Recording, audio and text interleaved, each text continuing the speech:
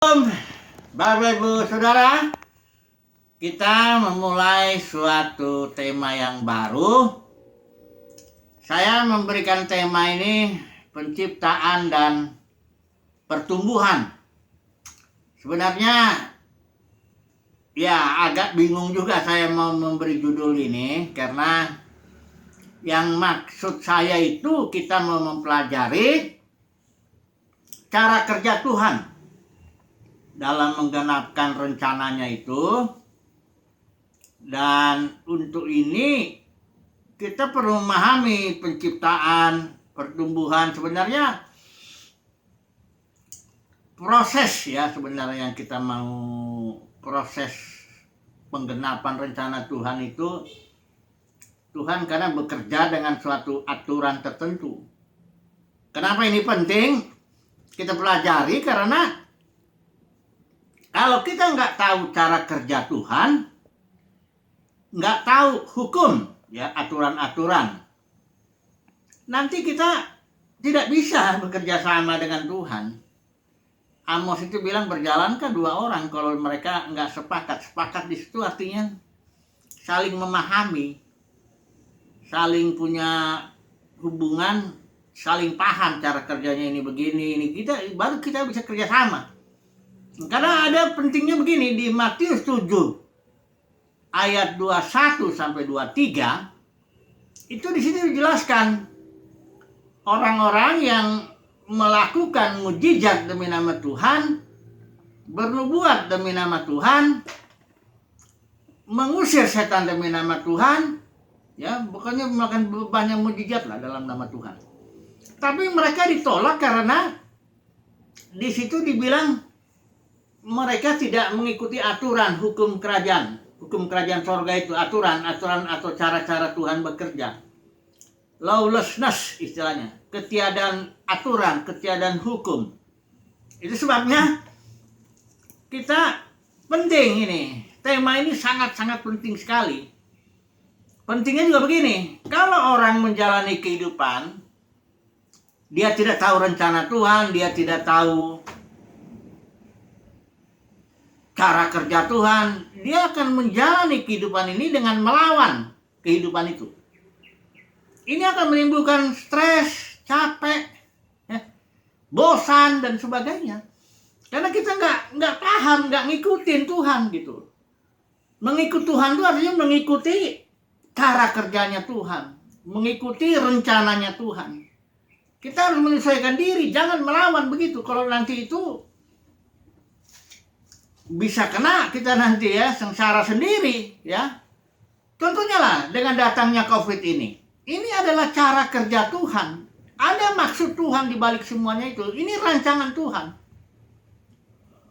Ya. Nah kalau orang melawan, nggak ngikutin, nggak ngalir bersama Tuhan, ya dia akan kena lah akibatnya. Ya. Hidup menjadi berat ya. Padahal Yesus bilang, pikullah kuk yang ku pasang, ya, karena bebanku enak, kuk yang ku pasang itu enak, bebanku pun ringan. Jadi kalau seandainya kita berjalan, ya, bersama Tuhan dalam arti memahami rencananya, memahami kehendaknya, cara-caranya dia bekerja, ya, itu hidup itu ringan sekali, ya. Kita bisa menikmati hari lepas hari, ya, perjalanan kehidupan ini, ya. Nah jadi ini tema saya membuat tema dengan itu yang di hati saya. Ini ada beberapa kali kita akan bahas ini, karena kita akan ya. Jadi saya gabung aja dulu ya. Temanya penciptaan, karena kita perlu tahu penciptaan itu.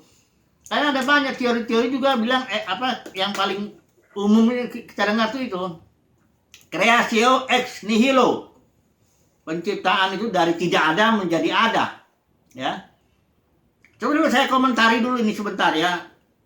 Itu tidak ada di Alkitab yang begitu, ya. Itu ada satu kesalahan aja nanti sebentar. Atau ya kita bahas aja dulu ini ya.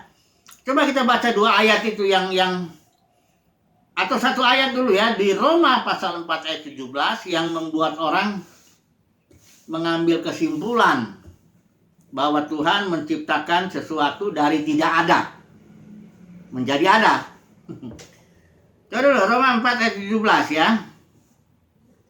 Ayatnya begini. Ini sedang bicara, ini konteksnya tentang Abraham ini. Abraham percaya, ya seperti ada tertulis, engkau telah kutetapkan menjadi bapa banyak bangsa di hadapan Allah yang kepadanya ia percaya, yaitu Allah yang menghidupkan orang mati.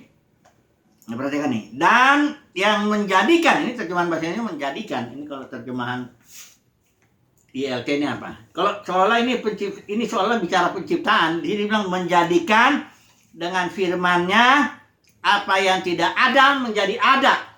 Ya. Seolah-olah ini bicara penciptaan. Coba dulu kita baca yang ini. ILT Roma pasal 4 ya. Ayat yang ke-17. Bentar dulu ini. Roma pasal 4 ayat yang ke-17.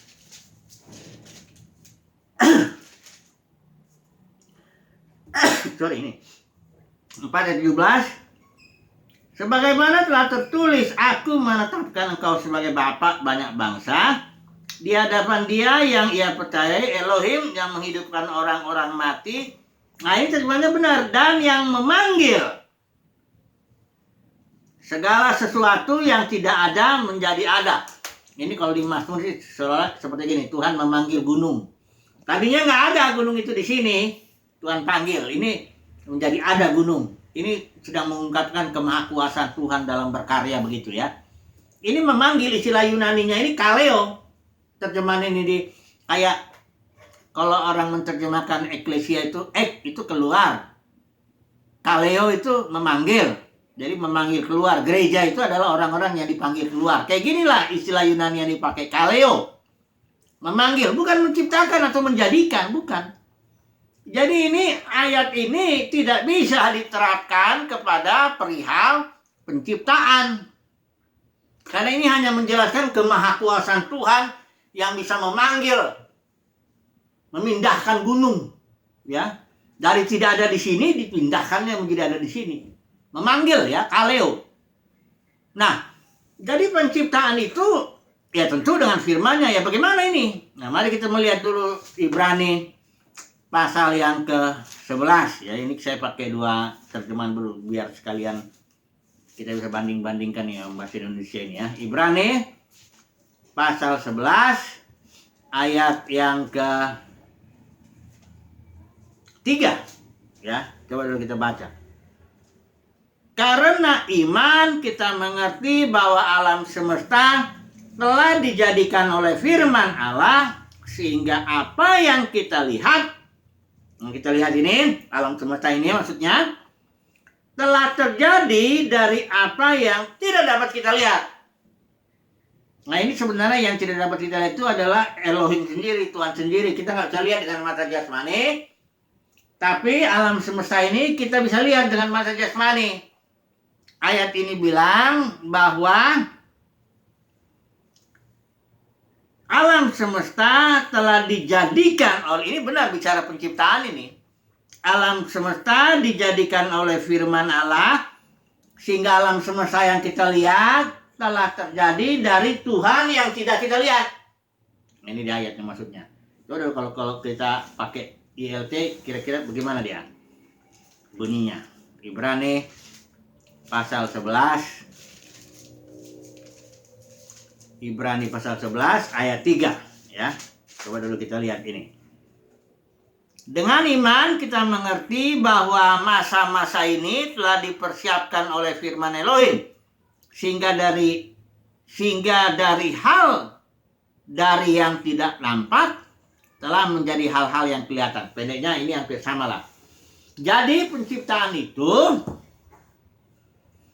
adalah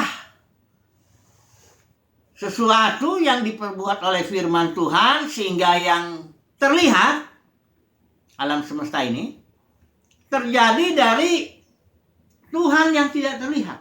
Artinya, jadi penciptaan itu bukan dari tidak ada menjadi ada, Tapi dari tidak terlihat, yaitu apa? Elohim sendiri yang tidak terlihat itu menjadi yang terlihat. Artinya begini, penciptaan itu bahan dasarnya adalah Elohim sendiri. Karena dalam hukum alam pun tidak ada sesuatu terjadi dari yang tidak ada. Tidak mungkin. Karena kita belajar sedikit lah hukum alam itu kan. Tidak ada sesuatu terjadi dari yang tidak ada. Ya.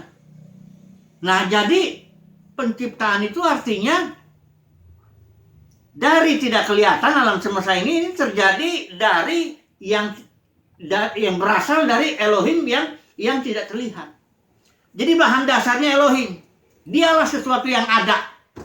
Dia sang ada. Dan dari dialah keluar segala sesuatu itu. Maka genap firman Tuhan dalam Roma pasal 11 itu. Segala sesuatu berasal dari dia. Dari dia. Bukan dari yang tidak ada. Nggak mungkin itu ya. Konsep creatio ex nihilo itu harus dibuang. Karena kenapa? Kalau itu dipakai konsep itu, maka ciptaan ini tidak berada di dalam dia. Saya beri contoh. Misalnya saya bisalah katakanlah menciptakan bangku ini, ya. Bangku ini bukan berasal dari saya. Bangku ini, meja ya. Meja ini bukan berasal dari saya ini. Saya bikin dari sesuatu. Ya. Katakanlah saya bikin dan meja ini nggak berharga, nggak terlalu berharga bagi saya karena dia bukan bagian diri saya, bukan berasal dari saya. Meja ini di luar saya, ya. Meja ini nggak di dalam saya, bukan begitu. Alam semesta ini Alkitab bilang segala sesuatu ada di dalam dia. Paulus juga bilang kepada orang-orang yang belum bertobat itu. Di Kisah Para Rasul itu, kita ini ada, bergerak, dan hidup di dalam dia. Nggak ada sesuatu yang ada di luar dia. Karena kalau hanya dialah yang ada. Ya, jadi nggak ada yang di luar dia. Itu sebabnya Tuhan nggak diam dalam alam semesta. Tapi alam semesta inilah yang berdiam di dalam dia. Ya, segala gerakan alam semesta ini adalah gerakannya sebenarnya. Ya karena semua alam semesta ini di dalam dia. Makanya kita bilang tak ada satu burung pun jatuh di alam semesta ini yang terjadi di luar kehendak dia. Jadi Tuhan ketika menciptakan itu sebenarnya dia saya pakai kalimat begini, memperluas diri. Ya. Penciptaan itu artinya Tuhan memperluas diri ya. Jangan salah ya. Saya nggak bilang bahwa ciptaan dengan pencipta sama. Nah ini jangan. Itu ada konsep yang begitu juga. Kita enggak begitu. Jelas ciptaan berbeda dengan pencipta. Tapi enggak berbeda seperti yang Karl Barth bilang wholly other ya. Berbeda lain sama sekali. Jadi di luar dia. Nah ini jangan sampai kebablasan begitu. Jadi segala sesuatu berasal dari dia. Tuhanlah yang menciptakan, memperluas dirinya. Saya beri contoh begini deh. Saya sebagai seorang bapak. Saya punya anak 3. Ya. Dengan bantuan istri saya, sebenarnya saya memperluas diri saya. Kenapa? Karena anak-anak ini berasal dari saya. Benih saya bergabung dengan istri, dengan bantuan istri, lahirlah anak-anak ini. Jadi anak-anak ini bukan berasal dari tidak ada. Mereka berasal dari saya dengan bantuan istri. Kayak gitulah menciptakan itu. Ya. Manusia itu kenapa dibilang Selem dan Demutnya Tuhan? Selem itu artinya representatif, menggambarkan Tuhan, wakil Tuhan. Demut, ini dia nih keserupaan dalam arti kemampuan mencipta. Kemampuan beranak cucu, kemampuan memperluas diri seperti itu. Ya, bukan begitu cara Tuhan menciptakan ya. Bukan dia pernikahan, bukan begitu. Tapi mirip-mirip ya. Manusia diciptakan seperti itu, punya kemampuan. Nah, jadi saudara, konsep kita penciptaan jangan Creatio ex nihilo ini kadang-kadang orang ngomong asal ngomong aja, nggak dipikirin gitu, nggak dicari ayatnya dulu, enggak. Ini tradisi. Udah berapa abad tapi diterima aja begitu. Ya memang kalau Tuhan menciptakan, ngomong dengan firman-Nya dari tidak ada menjadi ada, akhirnya lahirlah doktrin neraka kekal. Udah buang aja, karena nggak terlalu berharga. Karena dia ini nggak bagian dari diri saya, nggak berasal dari saya. Ya buang aja. Ciptaan itu bukan begitu.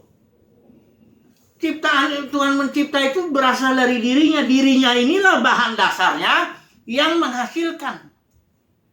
Ya kalau alam semesta itu, kalau itu ada energi, ada zat di sini begitu ya. Saya dulu belajar zat dan energi.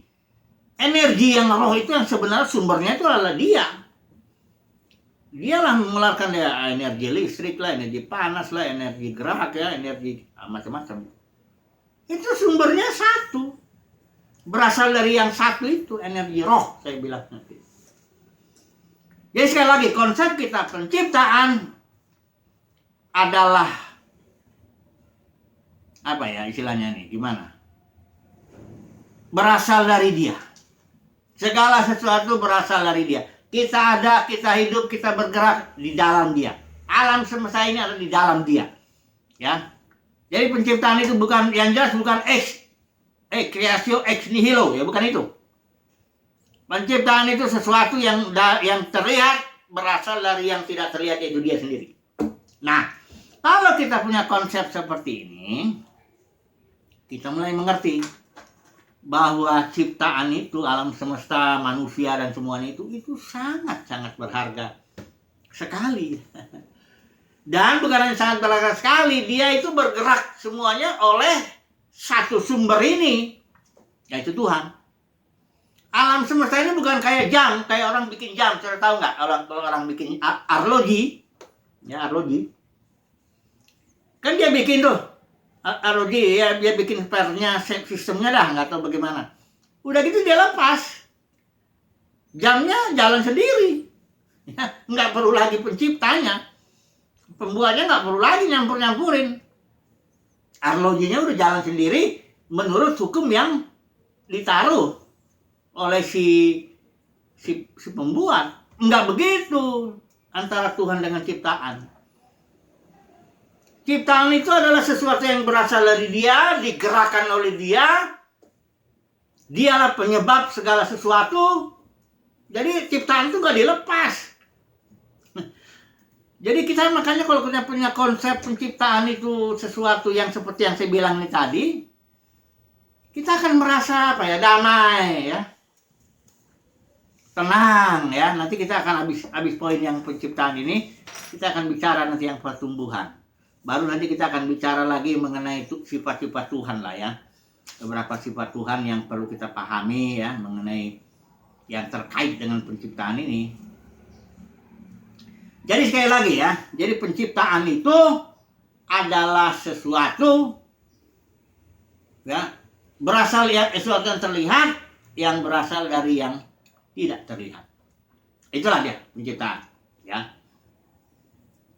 Kemudian kita mau melihat konsep pertumbuhan, karena saya menggabung dua konsep ini ya untuk supaya saya bisa menjelaskan cara kerja Elohim itu. Apa gunanya kita mengetahui itu? Ya gunanya supaya kita bisa bekerja sama dengan dia. Kita nggak melawan kehidupan, kita justru berjalan bersama dia, mengalir, maka hidup itu ringan. Enak hidup itu. Ya, sepanjang kita paham cara kerjanya dan kita ikut. Ya, banyak orang ngomong ikut Tuhan itu tapi nggak jelas ikutnya apa. Ikut Tuhan tapi kau berdoa menurut maumu, terus Tuhan suruh menjawab, gitu maksudnya. Itu bukan ikut Tuhan, itu namanya Tuhan dijadikan pembantu. Hidupku udah susah, tolong Tuhan. Tolong Tuhan. Makanya kalau doa-doa orang Kristen cuma minta tolong, itu bukti bahwa dia nggak jalan bersama Tuhan. Nggak jalan. Dia bahkan sedang melawan barangkali hukum-hukum Tuhan itu. Karena kalau orang itu berjalan dalam Tuhan itu enggak begitu dia, ya. Enggak begitu. Oke lah, kita masuk sebentar satu konsep lagi, pertumbuhan, ya. Sebelum nanti kita coba gabungin, ya. Ini baru menjelaskan judul, ya. Nah, kalau apa nih konsep pertumbuhan? Apa maksudnya pertumbuhan, ya? Ya tentu gampang lah ini kalau mengerti pertumbuhan itu sesuatu itu Tuhan selalu mulai dari benih, ya. Terus benih itu bertumbuh, ya, karena ada daya tumbuh, ya. Ada daya tumbuh, dia bertumbuh, akhirnya jadi, ya kalau kita ambil perumpamaan pohon, ya, pohon bertumbuh, batangnya, daunnya, rantingnya, nanti hasilnya ada buahnya. Itulah cara kerja Tuhan. Selalu mulai dari benih, ya. Benih, terus bertumbuh buahnya. Ya, nanti dalam buahnya juga ada lagi, ada buah sulungnya, ada macam-macamnya lagi. Ya. Tapi kita melihat dulu ini konsep pertumbuhan ini, karena waktu itu Tuhan ciptakan dengan maksud, artinya gini, orang mesti ngerti. Kalau dia bekerja sama dengan Tuhan, dia bekerja sama dalam waktu di mana segala sesuatunya harus dimulai dari benih dan bertumbuh. Hewan begitu juga. Manusia begitu. Tumbuh-tumbuhan begitu. Bahkan hidupnya, zoe, istilah Yunani zoe itu, istilahnya, aku datang supaya mereka, Yohanes 10, aku datang supaya mereka mempunyai zoe, jenis hidup Kristus yang dilambangkan pohon kehidupan itu. Aku datang supaya mereka memiliki zoe, perhatikan berikutnya, dan memilikinya dalam segala kelimpahan. Ini bicara apa ini? Ini bicara pertumbuhan. Bukan kelimpahan berarti kelimpahan uang, kelimpahan harta. Ini konyol, nggak ada hubungannya ayat itu. Nggak ada hubungannya dengan benda-benda materi. Itu ayat Yohanes 10 ayat yang sangat-sangat luar biasa. Ini makanya kalau orang udah khotbahnya, ya lu nyomot ayat itu, bilanglah berkelimpahan itu artinya begitu. Materi, bukan. Ayat itu bicara aku berikan benih hidup, memberikan hidup, masih benih. Nanti benihnya bertumbuh, zoe-nya itu. Itulah yang dimaksud berkelimpahan, istilahnya bertumbuh. Di dalam benih inilah ada kasih Kristus, sukacita Kristus, damai sejahtera Kristus, sabaran, kemurahan, kebaikan, kesetiaan, kelemah lembutan, penguasaan diri Kristus. Itu dikandung dalam benih itu. Ketika benihnya bertumbuh, berkelimpahan dia, kita memiliki kasih Kristus, sukacita Kristus, damai sejahtera, gitu. Ya. Kenapa dia begitu? Ini konsep pertumbuhan. Kita mesti ngerti. Jangan kita berdoa, Tuhan berikan aku kesabaran. Tuhan nggak ngasih kesabaran modelnya kayak ngasih kue gitu ya. Nih, saya kasih kue. Supaya misalnya kita susah ya, ribut sama orang ya. Aduh, saya butuh kesabaran. Tuhan, berikan aku kesabaran. Nah, ini salah doanya. Kesabaran itu sudah Tuhan berikan di dalam benih. Nah, itu masalahnya benihnya harus bertumbuh, itu aja. Nanti besok kita barangkali bicara lebih jauh lagi. Karena pertumbuhan ini pun sesuatu yang konsepnya ajaib. Saya beri contoh begini ya. Ada orang memberi contoh. Ini benih ya. Dia taruh di tanah. Ya. Semuanya diukur tanah ini. Ya, unsur-unsur dalam tanah ini dia ukur semuanya. Beratnya, kualitas, semuanya lah. Kemudian tumbuhlah ini kan benihnya ini kan membesar. Setelah membesar, diukur lagi tanahnya. Ternyata tanah ini tidak memberikan apa-apa kepada pertumbuhannya ini. Tanahnya tetap kuantitasnya sama. Tidak ada yang diambil oleh benih ini yang udah jadi pohon. Nggak ada yang diambil. Jadi benih ini tumbuh karena memang di dalam dirinya ada daya tumbuh.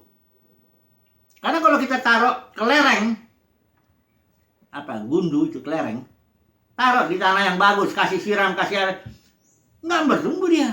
Kenapa? Nggak ada daya tumbuh. Nah, jadi Zoe itu benih Kristus, benih hidup itu yang masuk dalam kita kan. Saudara lihat perempuan penabur itu menabur benih di tanah. Saudara jangan merasa tanah itu berjasa memberikan pertumbuhan, enggak. Tapi diperlukan. Ah, ini dia. Ya, ada diperlukan tanah yang baik toh. Tapi bukan berarti tanah ini berjasa. Jadi kalau kita mengerti ini, kita akan tahu, oh Tuhan, kalau Engkau bekerja dalam diriku, bukan berarti aku berjasa menambah sesuatu kepada Joy itu, enggak. Joy itu memang udah punya daya tumbuh. Tapi Engkau membutuhkan hatiku. Ya, hati yang baik. Gitu. Ini konsep inilah dia cara kerja Tuhan. Jadi kalau begini kan kita ngerti, kita kan nggak congkak, nggak sok. Kalau misalnya kita bisa dipakai Tuhan lah, misalnya ada inilah itu bisa dipakai menyampaikan firman Tuhan, nggak ada apa ya istilahnya, apa namanya itu, jasa saya di situ, nggak ada. Itu emang karena Zoe sendiri sudah punya daya tumbuh, ya. Nah inilah, oke lah dulu. Saya stop dulu, ini baru bicara judul ya. Baru bicara judul dulu. Supaya intinya begini, ini saya ambil kesimpulan lah dari judul ini ya. Judulnya itu penciptaan dan pertumbuhan. Saya nggak maksud judul ini dua konsep. Saya nggak sedang bicara dua konsep. Saya sedang bicara satu konsep, yaitu cara kerja Tuhan di mana kita nanti bisa menjadi bekerja sama dengan Dia. Ya, kita harus paham ini, ya. Oke lah dulu lah, itu aja dulu. Besok kita akan sambung mengenai perkara ini. Puji Tuhan, haleluya, amin.